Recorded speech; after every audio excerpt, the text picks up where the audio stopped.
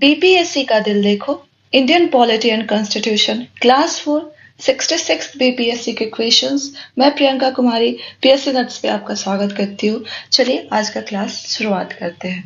सबसे पहला क्वेश्चन जो है आपके सामने बीपीएससी ने 66 में पूछा है, which article in the Indian constitution is related with the establishment of the election commission of India.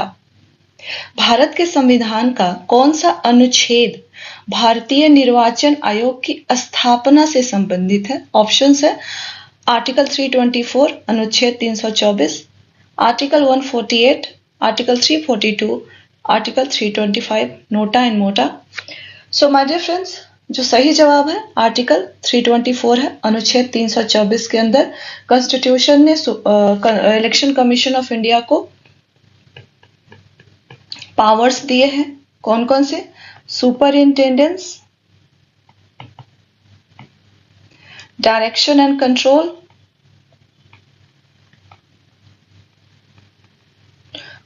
Of elections to home, Lok Sabha, state legislative assembly, election to the office of president of India and election to the office of vice president of India. So article 324 यानी अनुच्छेद 324 election commission यानी भारतीय निर्वाचन आयोग की स्थापना करता है and at the same time उसको पावर देता है 4 इलेक्शन से रिलेटेड, लोकसभा, विधानसभा, राष्ट्रपति और उपराष्ट्रपति के इलेक्शन से रिलेटेड उसको पावर देता है। बाकी आर्टिकल 148 की बात करें तो आर्टिकल 148 जो है वो एक इंडिपेंडेंट ऑफिस इस्टेब्लिश करता है, कैग का, controller and auditor general of India. CAG जो होता है ये हेड होता है Indian audit and accounts department का।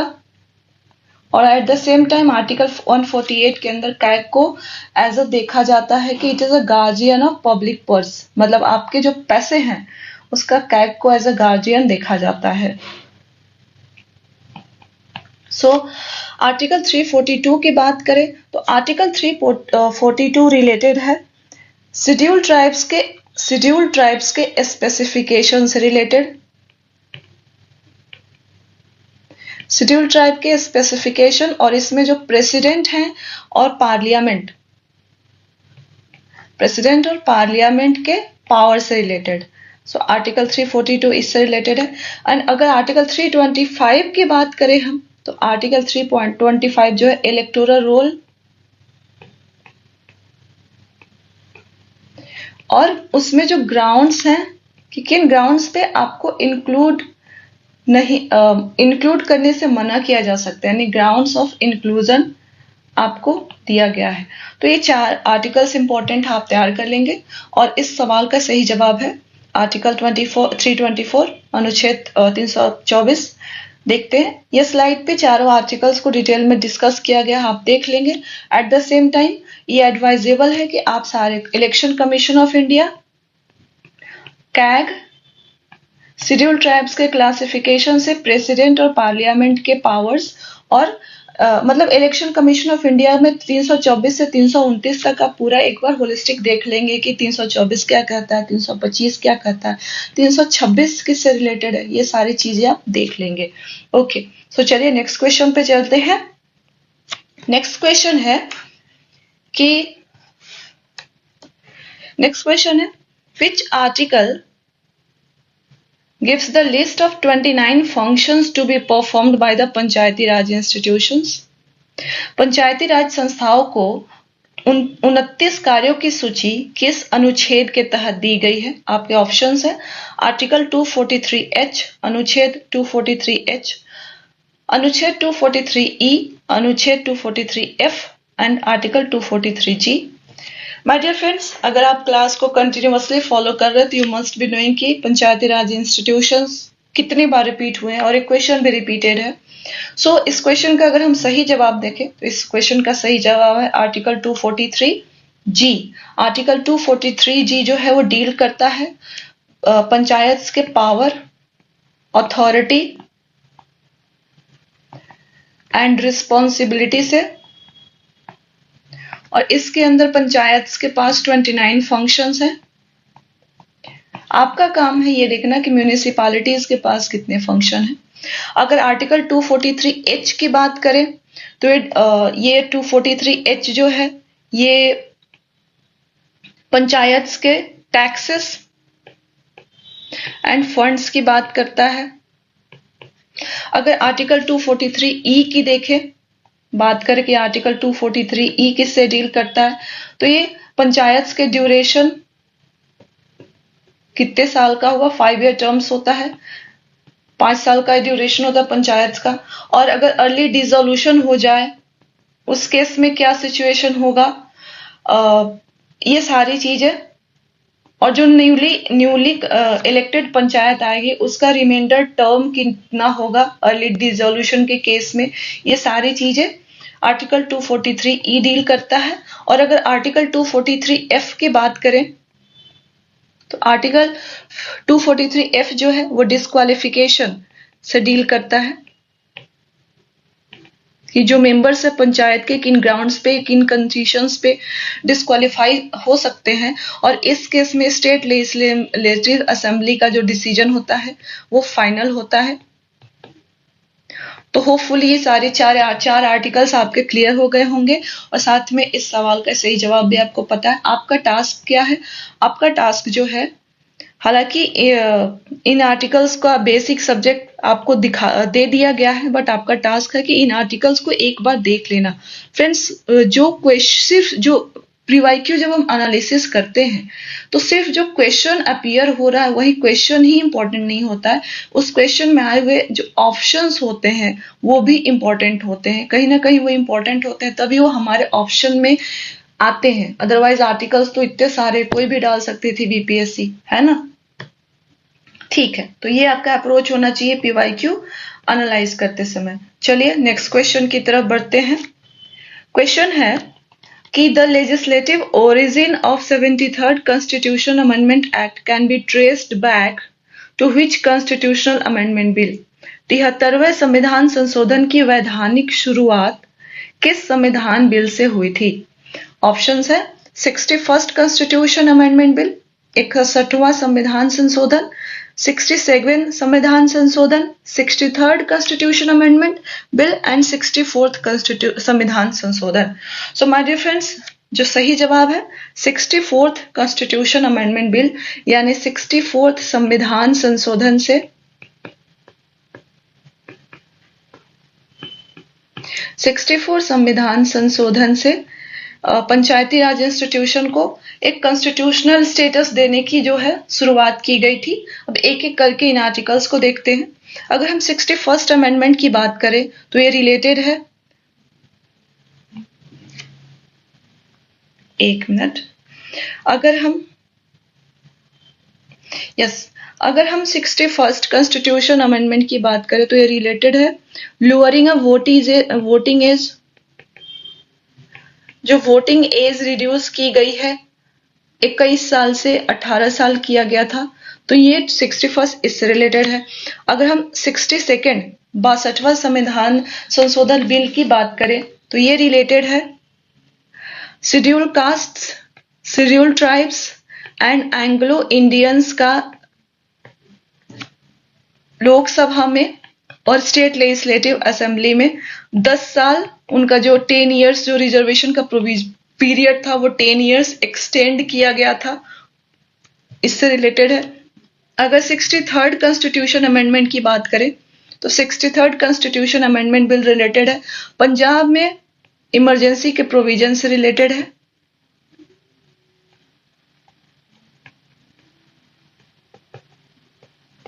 और अगर 64th कॉन्स्टिट्यूशन अमेंडमेंट की बिल की यानी 64वें संविधान संशोधन की बात करें तो ये रिलेटेड है 64th संविधान संशोधन से इनिशिएट किया गया था कि ये जेनेसिस यहाँ से ट्रेस कर सकते हैं कि भाई पहली बार इनिशिएटिव लिया गया था कि जो पंचायती राज इंस्टीट्यूशंस हैं इनको कॉन्स्टिट्यूशनल स्टेटस, संवैधानिक स्टेटस दिया जाए ताकि वो और ज्यादा पावरफुल और ज्यादा एम्पावर्ड हो सके।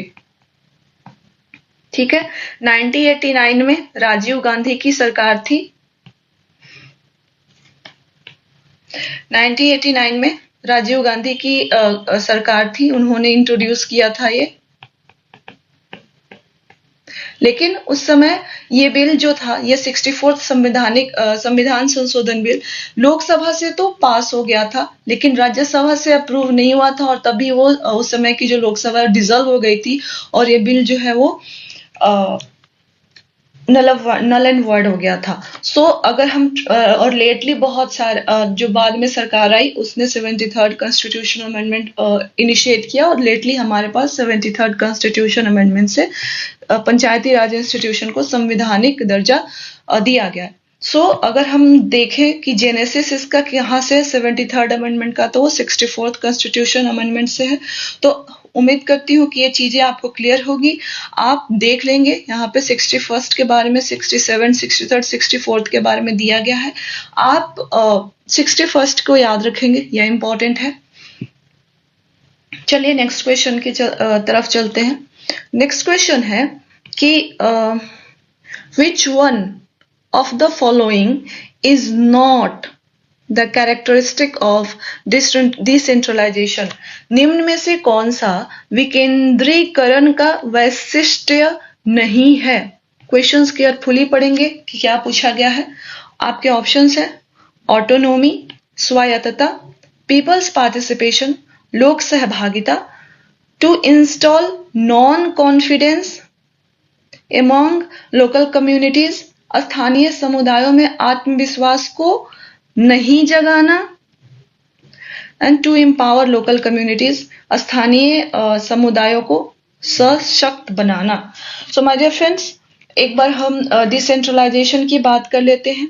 डिसेंट्रलाइजेशन या विकेंद्रीकरण के जो कैरेक्टरिस्टिक या फिर वैशिष्ट्य देखें, तो इनका जो कैरेक्टरिस्टिक है वो है ऑटोनोमी यानी स्वायत्तता,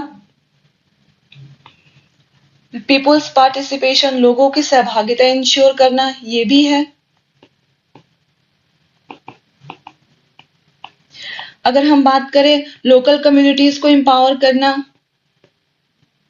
ये भी है, लोकल कम्युनिटीज को एम्पावर करना, और लोगों में स्थानीय समुदायों में कॉन्फिडेंस को बढ़ाना। जो लोकल कम्युनिटीज है इनको एम्पावर तो कर ही रहे हैं हम, साथ में इनमें कॉन्फिडेंस भी इंक्रीज कर रहे हैं, सेंस ऑफ कॉन्फिडेंस को इंस्टिल कर रहे हैं। तो ये इंपॉर्टेंट कैरेक्टरिस्टिक्स या फिर ऑब्जेक्टिव्स हैं डिसेंट्रलाइजेशन के। अब देखिए क्या पूछा गया है कि इनमें से कौन सा नहीं है, तो ऑटोनॉमी है, तो आपका ये हमारा सवाल इस सवाल के हिसाब से गलत हो जाएगा।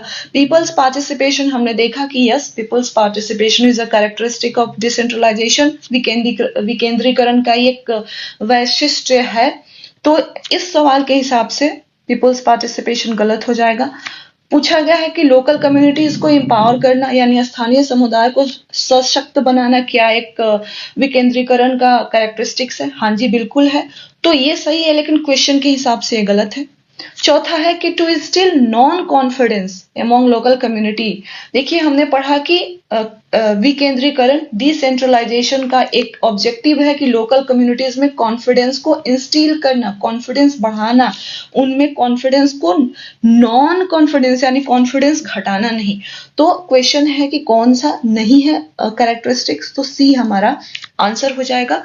अगेन लास्ट 3 क्वेश्चंस डिसेंट्रलाइजेशन और पंचायती राज इंस्टीट्यूशन से है। इससे ज्यादा इंपॉर्टेंस एम्फसाइज नहीं कर सकती हूँ। आपको पंचायती राज इंस्टीट्यूशन को लेंथ एंड ब्रेथ में कवर करना है, कुछ भी नहीं छूटना चाहिए, बहुत इंपॉर्टेंट है। चलिए नेक्स्ट क्वेश्चन की तरफ बढ़ते हैं। अगला क्वेश्चन है, which act is not the landmark in the development of the constitution during the British rule? Time period कब का है? ब्रिटिश रूल का है। हिंदी में देखते हैं, ब्रिटिश शासन काल में संविधान के विकास में कौन सा कानून ऐतिहासिक नहीं था?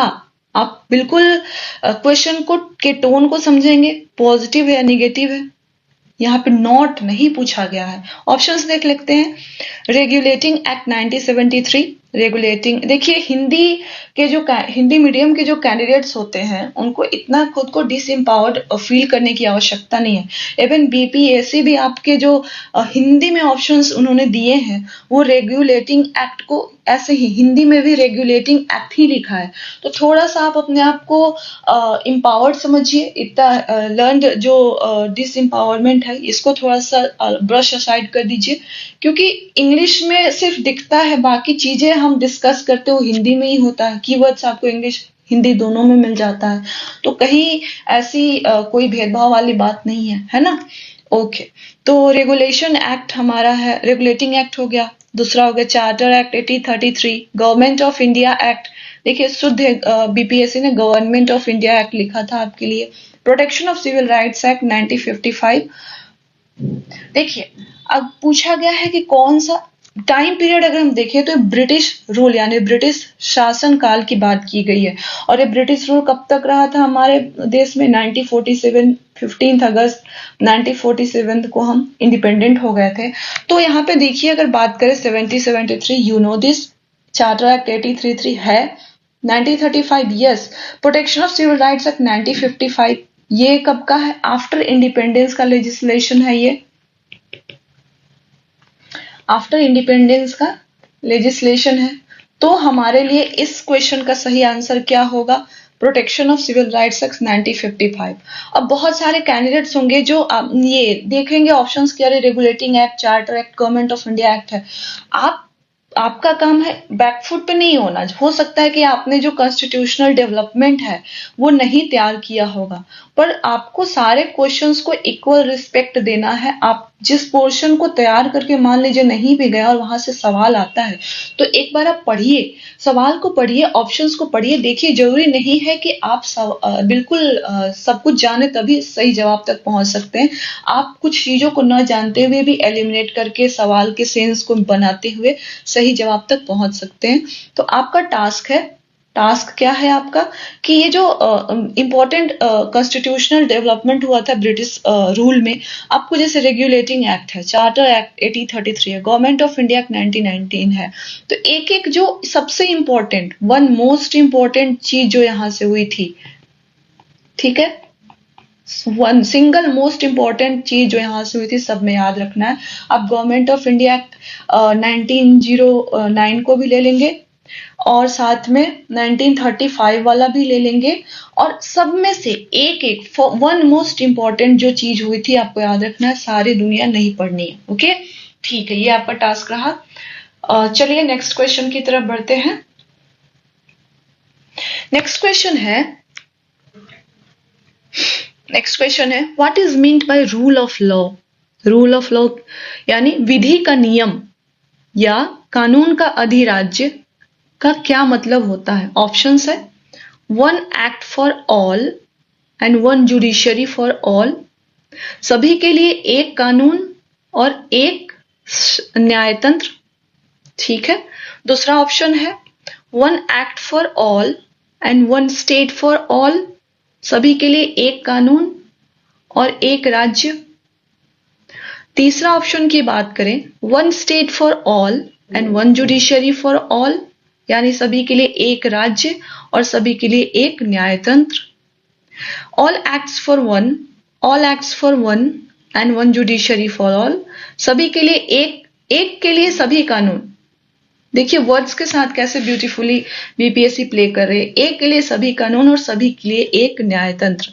माय डियर फ्रेंड्स, अगर हम बात करें तो रूल ऑफ लॉ का एक इंपॉर्टेंट कंपोनेंट है इक्वालिटी बिफोर लॉ।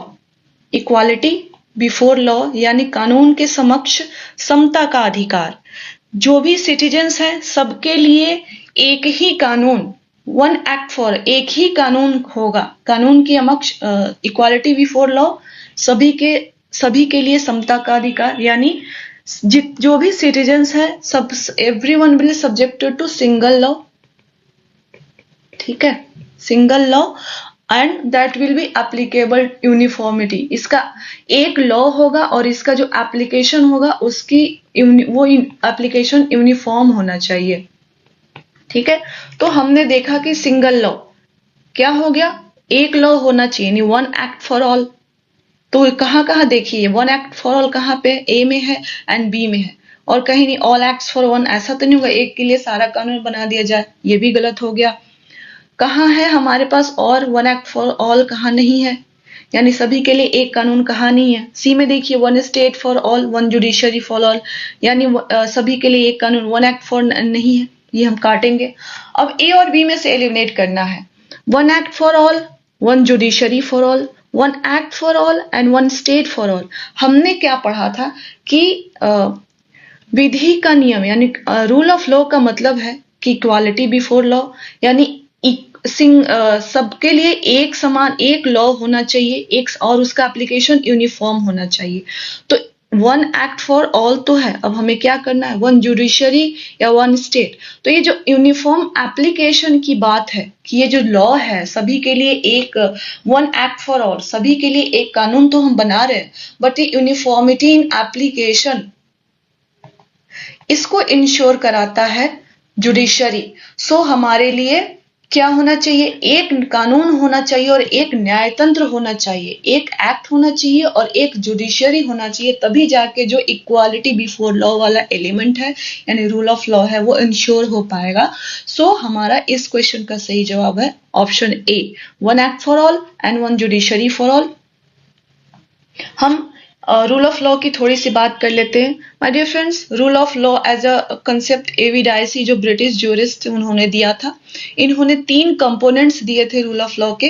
पहला बोला था इन्होंने कि एब्सेंस ऑफ आर्बिट्ररी पावर, यानी किसी को भी आप पनिश नहीं करते हैं, सिर्फ एक मतलब किसी को भी एक ही कंडीशन में पनिश किया जा सकता है अगर उन्होंने कभी कानून का ब्रिच किया हो यानी अवमानन की हो। दूसरा है इक्वालिटी बिफोर द लॉ, यानी हमने अभी पढ़ा डिस्कस किया कि equal subjection of all citizens to the ordinary law of the land, सबके ऊपर जो एग्जिस्टिंग लॉ है बराबर रूप से लगना चाहिए चाहे वो अमीर हो या गरीब हो। तीसरा है primacy of the rights of individual, यानी ब्रिटेन, ये जो तीनों कंपोनेंट है हमें ब्रिटेन के हिसाब से डिस्कस कर रहे हैं। ब्रिटेन में ऐसा सिस्टम है कि वहां पे जो कोर्ट्स होते हैं वो टाइम एंड अगेन क्या करते हैं, राइट्स को डिफाइन करते हैं, राइट्स को क्या करते हैं, डिफाइन करते हैं।